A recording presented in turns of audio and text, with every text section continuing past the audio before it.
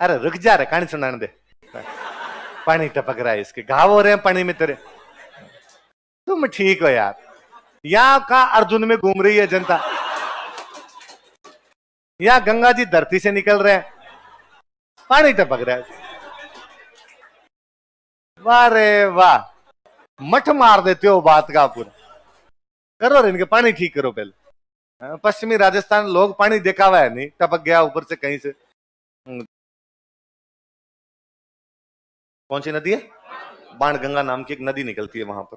ऐसा कहा जाता है कि पांडवों और कौरवों के बीच में जब संघर्ष चल रहा था और पांडव जब हार गए थे, जुए का खेल हुआ, जुए वाले खेल में हार गए, उसमें द्यूत में जब हार गए थे, तो दुर्योधन ने कहा कि 12 साल का वनवास और 1 साल का अज्ञातवास। 12 साल का तो वनवास और 1 साल का अज्ञातवास का मतलब है कि उसके अंदर तुम किसी को दिखाई नहीं दोगे। उसके अंदर किसी को, यदि तुम्हें उसमें देख लिया गया तो वापस 12 साल का वनवास और 1 साल का। पांडवों ने जैसे तैसे अपने 12 साल का वनवास काटा, अब 1 साल का अज्ञातवास आया तो कहां जाए, और कहा कि 500 भाई साथ साथ में रहेंगे, तब तो किसी को भी डाउट हो जाएगा अपने ऊपर। तो 500 भाइयों ने अलग अलग वेश धारण किए और विराट नगर आ गए। कहां पर आगे? यहाँ राजा विराट राज करते थे, राजा का नाम विराट था, इसलिए जगह का नाम ही क्या पड़ गया? विराट। राजा विराट की नगरी में 500 भाइयों ने आके अलग अलग नौकरी कर ली। ऐसे भीम बन गया रसोईया। भीम क्या बन गया था? रसोईया। भीम को पता था कि भूख ज्यादा लगती, और कोई काम करेंगे क्या पता मालिक पूरी रोटियां देगा कि नहीं देगा, इससे अच्छा रसोइये बन जाते हैं, बस बनाते रहो, साथ साथ में रसोई में कौन देख रहा है। ऐसे अर्जुन जो था, अर्जुन बना करण जौहर, है ना, ब्रहनल्ला, ना महिला ना पुरुष, है ना, और घुंघरू वुंगरू बांध के वैसे रहता था, लिपस्टिक लगा के अर्जुन एकदम। और राजा विराट की राजकुमारी थी, राजकुमारी उत्तरा, क्या नाम था? कहानी सुनी हुई है? नरेंद्र सर ने बता दी। अच्छा, राजकुमारी उत्तरा को डांस सिखाने का, राजकुमारियों को डांस सिखाने का काम करने लगा। ऐसे युधिष्ठिर थे तो युधिष्ठिर राजा के दरबार में छोटा मोटा कोई काम करने लगे। ऐसे सब लोगों ने अलग अलग अपने काम बांट लिए। उधर से ये ढूंढते हुए घूमे, कौरव ढूंढे कि भाई ढूंढ लो, आवाज सही कर, इसकी आवाज सही नहीं, कि ढूंढ लो, और यदि इनका पता चल गया तो एक बार फिर इनको 12 साल का वनवास और 1 साल का क्या हो जाएगा? अज्ञातवास हो जाएगा। द्रोणाचार्य को पता चला, कौरवों के गुरु कौन थे? द्रोणाचार्य। द्रोणाचार्य को पता चला कि आजकल पांडव कहां पर रह रहे हैं? विराट। और उसने कहा कि दुर्योधन वो विराट नगर में है। दुर्योधन ने राजा विराट से बात की कि राजा विराट, हमारे 5 बंदे तुम्हारे इधर घूम रहे हैं, पकड़ के हमें सौंपे जाए, पांडव यहाँ घूम रहे हैं। अब राजा विराट को तो खुद को ही नहीं पता कि वो 500 अलग अलग टाइम में आए थे, तो कैसे पहचाना जाए ये वो 5 है? नहीं यार, हमारे यहाँ पे जैसे कोई बंदे नहीं। दुर्योधन ने द्रोणाचार्य का, गुरु द्रोण आपकी सूचनाएं झूठी है, और वहां पर इस प्रकार के कोई बंदे नहीं है। द्रोणाचार्य ने कहा कि नहीं, मेरी आई भी इतना धोखा नहीं खा सकती। इंटेलिजेंस कह रही है कि वहां पर बंदे हैं तो वहां पे बंदे हैं, और भेष बदल के रह रहे हैं, और कैसे निकाला जाए उनको बाहर, अपने क्या पता चले यही आदमी है। तो द्रोणाचार्य ने कहा काम करो, तुम तो विराट नगर पर आक्रमण करके उनकी गायें छीन लो। क्या छीन लो? और सच्चा क्षत्रिय कभी भी गायों की लूटपाट को बर्दाश्त नहीं कर पाएगा। बाहर निकलेंगे तो कहा ठीक। एक दिन पता लगाया कि राजा विराट अपनी राजधानी से बाहर है। युधिष्ठिर, आवाज सही नहीं इसकी, एक और है तो मैं नहीं सुन रहा, ये तो अजीब सा यूं लग रहा है। और कहा कि भाई युधिष्ठिर बाहर गया हुआ है, युधिष्ठिर बाहर, वो राजा विराट बाहर गए, राजा विराट के साथ में बाहर कौन गया हुआ है? युधिष्ठिर। युधिष्ठिर बाहर गया हुआ। युधिष्ठिर समझदार आदमी था, ये लड़ने जाएंगे, युधिष्ठिर उनको समझा सकता था। अब युधिष्ठिर नहीं है तो उनको समझाने वाला कोई आदमी भी नहीं है। और अचानक एक दिन आक्रमण किया गया विराट नगर पे, और आक्रमण करके उनकी सारी गायें चुरा ली। तो विराट नगर का सेनापति भाग के आया राजकुमार के पास। राजकुमार का नाम था उत्तर। क्या नाम था? और राजकुमार उत्तर को आगे कहा कि भाई राजकुमार उत्तर अपनी गायों को चुरा के ले गए, आक्रमण हो गया। राजकुमार उत्तर ने कहा कि जवाब देंगे, और चलो मैं चलता हूं लड़ने के लिए। तो कहा ठीक है, आपका रथ तैयार है, बाहर आओ। तो कहा वो रथ चलाने वाला ड्राइवर लाओ भाई, सारथी लाओ। सारथी कहां पे? वो जो रथ चलाने वाला सारथी था वो उस दिन राजा विराट के साथ बाहर गया हुआ था। तो कहा वो राजा विराट के साथ चला गया बाहर। तो कहा रथ कौन चलाएगा? द्रौपदी वहां खड़ी खड़ी सुन रही थी। द्रौपदी वहां नौकरानी के रूप में काम करती थी, और द्रौपदी ने कहा कि मैं एक अच्छा सारथी बता सकती हूँ यदि तुम ले जाना चाहो तो। हाँ बताओ कौन है? उसने कहा वो जो तुम्हारी दीदी को डांस सिखाता ना, ब्रहन अल्लाह। वो जेंडर तय नहीं हो पा रहा है, वो रथ चलाता है। अरे मैंने सुना था एक दिन, और वो कह रहा था कि मैं पहले किसी राजा के रथ चलाने का काम करता था, ये प्रोफेशन चेंज किया उसने अब तो। बुलाया अर्जुन को, बुला कहा भाई तुम रथ चला सकते हो? अर्जुन ने कहा अर्जुन लेके गया उसको, और पूरी विराटनगर की सेना लगी हुई, राजकुमार उत्तर खड़ा, सामने कौरवों की सेना खड़ी। वो जो अर्जुन है वो उसका रथ चलाए। सामने से कौरवों ने तीरों की बारिश की। कौरव महाबलशाली योद्धा थे। जैसे तीरों की बारिश हुई, राजकुमार उत्तर ने उत्तर दे दिया। राजकुमार उत्तर घबरा गया, और राजकुमार उत्तर वहां से उसने अर्जुन का रथ मोड़। तो अर्जुन ने कहा, लड़ यार, ऐसे क्या कर रहा है? उसने कहा, तू यार रथ मोड़ ले।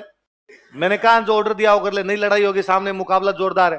तो अर्जुन ने कहा, तू बैठा रहे, मैं लड़ लूंगा। उसने कहा, है अपने मतलब काल मरी आज भूतनी होगी, मतलब तू रथ के ऊपर आगे बैठेगा, इससे तू लड़ाई कर लेगा? भाई साहब, घुंघरू तो खोल के नहीं आया तू तेरे पूरे, और तू अपने वही काम कर लिया कर, तेरे से लड़ाई नहीं होगी। और जब अर्जुन ने रथ नहीं मोड़ा तो राजकुमार उत्तर रथ छोड़ के भाग गया। वो भागा तो अर्जुन उसके पीछे पीछे भागता और उसको पकड़ता है। अर्जुन ने कहा, मूर्ख, मैं अर्जुन हूं और ये सब ढोंग है, और तू तो बैठ जा, केवल वहां पे तू बैठा रहेगा तो मैं लड़ाई कर लूंगा। तो राजकुमार उत्तर ने कहा, भाई लगना ये चाहिए तू तीर चला रहा है, तू झूठे यूं करते रहना कि मैं मारता रहूंगा उनको, तो तुम्हारे हथियार कहाँ है? तो कहते हैं, अर्जुन जब घुस रहा था विराटनगर के अंदर, तो अर्जुन के तीर कमान का नाम क्या था? गांडीव। उसका जो धनुष था, तो उसने अपना जो गांडीव धनुष था वो बाहर एक पेड़ पे टांग दिया था। एक बरगद का पेड़ था, उसके ऊपर टांग दिया था। और उसने उस दिन कहा था कि हे धनुष देवता, मैं तुझे 12 महीनों के लिए आज यहाँ पे टांग के जा रहा हूँ।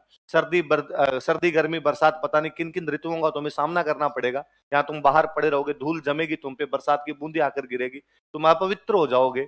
इसलिए जब भी मैं तुम्हें वापस चलाऊंगा तब गंगा नदी में धो के चलाऊंगा, इसलिए तुम अपवित्र भी हो जाओगे तो मैं तुम्हें वापस क्या कर लूंगा? पवित्र। अब अर्जुन उस बरगद के ऊपर से अपना गांडी उतारने की कोशिश करे, ऊपर हाथ लगा के उतारना चाहे, कहते बरगद का पेड़ ऊंचा हो जाए, वो गांडी उसके हाथ नहीं आए, वो जाए और ऊपर हो तो वो थोड़ा और ऊपर हो जाए। तो अर्जुन को लगा कि यार ये समस्या तो गंभीर हुई। तो अर्जुन को याद आया कि मैं यहाँ कह के गया था कि मैं तब तक नहीं चलाऊंगा जब तक आप गंगा नदी में धो नहीं लूंगा। और बाण देवता, धनुष देवता मुझे कहना चाहते हैं कि गंगा कहाँ? अब तू यहाँ चलाने के लिए मुझे लेके जा रहा, चलाएगा कैसे? अपवित्र हाथों से इसको किस प्रकार चलाएगा तू? और अर्जुन ने वापस एक बार हाथ जोड़े कि हे धनुष देवता, आप मेरे हाथों में आइए, मैं वास्तव में आपको पवित्र करके चलाऊंगा।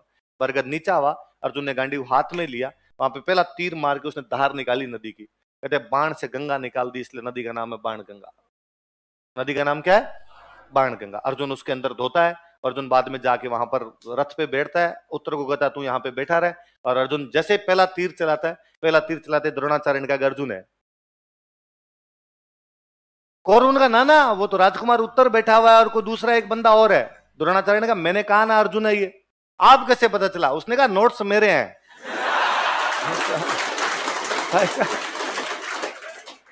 तीर मैंने चलाने सिखाए, और ये जो पहला तीर आया है मैं जानता हूं कैसे चलाया जाता है इसको।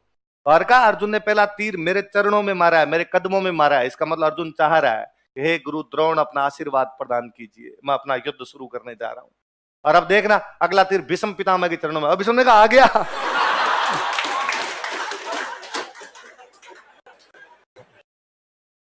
अर्जुन उस दिन क्या लड़ता है वहां पे, क्या भयंकर वाला लड़ता है कि अकेला अर्जुन कौरवों की सेना के छक्के छुड़ा देता है। उस दिन कौरवों की सेना तितर बितर भागती है वहां से। गुरु द्रोण को अर्जुन पकड़ लेता है। गुरु द्रोण को अर्जुन जब पकड़ता है तो गुरु द्रोण अर्जुन को कहते हैं, अर्जुन अब पकड़ने का और हमारी सेना भागने का कोई लाभ नहीं है।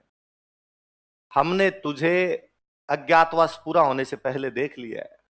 अज्ञातवास 14 के दिन कंप्लीट होना था। कब कंप्लीट होना था? जिस दिन पकड़ा गया वो 8 दिन पहले की बात है, षष्ठी थी, वो छठ थी, क्या थी? तो हमने आज पकड़ लिया है तुम्हें, और अब हम कहेंगे कि सब अज्ञातवास में तो 8 दिन बाकी पड़े थे, हमने देख लिया था। अर्जुन ने कहा कि गुरु द्रोण, ये कौन बताएगा कि मैं अर्जुन हूं? कौन इस बात की पुष्टि करेगा? द्रोण ने कहा, मैं करूंगा।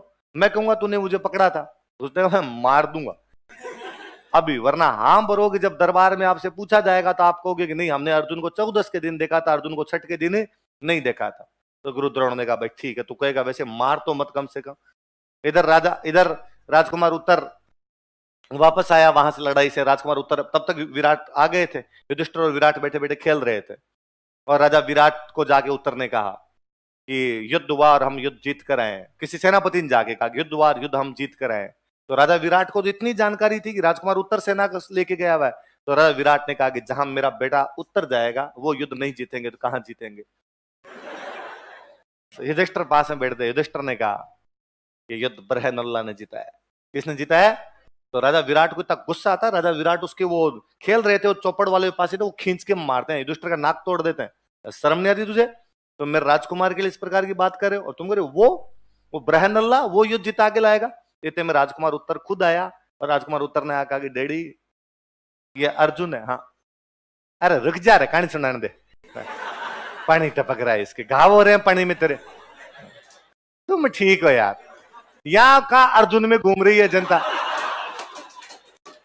यहां गंगा जी धरती से निकल रहे हैं, पानी टपक रहा है। वाह रे वाह, मठ मार देते हो बात का पूरा।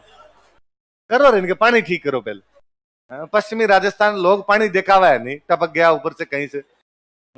तो हाँ, तो उसने आगे कहा, उत्तर ने आगे कहा कि नहीं भाई वो अर्जुन है, बरहनल्ला नहीं है।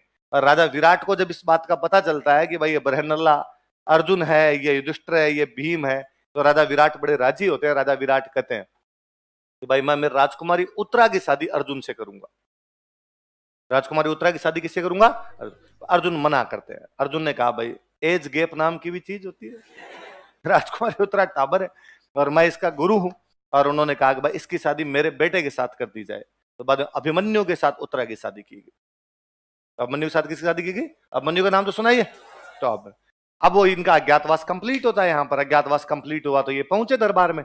दरबार में पहुंचते दुर्योधन को जाकर युधिष्ठिर ने कहा कि दुर्योधन 12 साल का वनवास और 1 साल का अज्ञातवास कंप्लीट करके आ गए। कंप्लीट होता है यहाँ पर अज्ञातवास कंप्लीट हुआ तो ये पहुंचे दरबार में। दरबार में पहुंचते दुर्योधन को जाकर युधिष्ठिर ने कहा कि दुर्योधन 12 साल का वनवास और 1 साल का अज्ञातवास कंप्लीट करके आ गए, अब बताओ क्या आज्ञा हमारे लिए, राज्य का बंटवारा किस प्रकार करोगे? दुर्योधन हंसा। दुर्योधन ने कहा कि पागल समझा गया, हमने आपको अज्ञातवास में देख लिया था। किसने देखा? कि गुरु द्रोण ने देखा। किसको देखा? कि अर्जुन को देखा। तो पूछो गुरु द्रोण से। गुरु द्रोण ने कहा ना, मैंने अर्जुन को छठ को नहीं देखा, मैंने अर्जुन को 14 को देखा था। किसको देखा था? गांव में आज भी कहते हैं कि कुण छठ की 14 कर दे, अर्जन कर दे। गांव में अभी भी यूं कोई ज्यादा बातें सुनाता है ना कि मैंने ये कर दिया, मैंने वो कर दिया, तो गांव में डोकरे कहते हैं अरे किसी छठ की 14 करे, तो छठ की 14 कुण कर दे? अर्जन कर दे। कौन कर दे? कि अर्जुन ही हुआ था एकमात्र जिसने छठ को भी क्या कर दिया था? 14 कर दिया था। बाकी छठ की 14 हर कोई आदमी तो करे नहीं पाए। तो उस दिन अर्जुन विराटनगर में कौन सी नदी निकाल देते हैं? उस घटना की याद में हम मेला लगाते हैं, बाणगंगा मेला। कौन सा मेला लगाते हैं? कहां पे? याद रहेगी बात?